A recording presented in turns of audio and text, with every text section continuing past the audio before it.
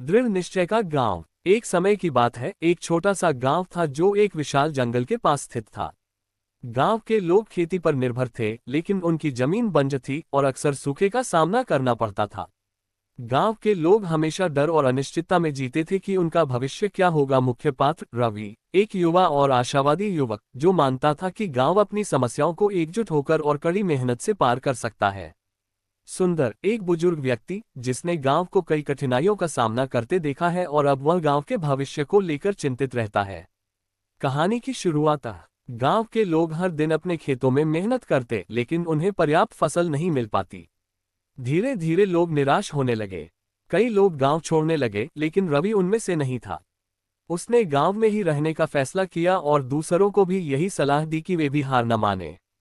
संघर्ष। रवि ने गांव के लोगों को एकत्रित किया और उन्हें समझाया कि अगर वे सभी मिलकर काम करेंगे और नए तरीके अपनाएंगे, तो वे अपनी जमीन को फिर से उपजाऊ बना सकते हैं।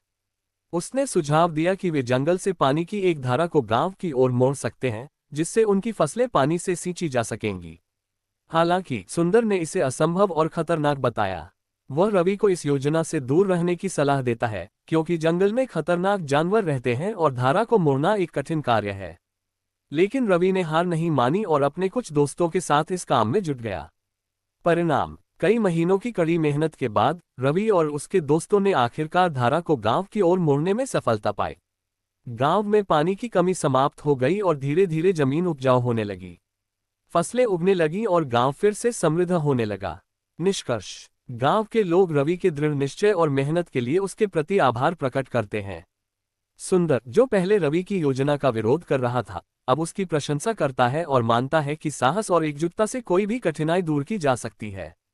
शिक्षा। दृढ़ निश्चय, मेहनत और एकजुटता से बड़ी समस्याओं का समाधान किया जा सकता है। जब सब मिलकर प्रयास करते हैं तो असंभव भी संभव हो जाता है।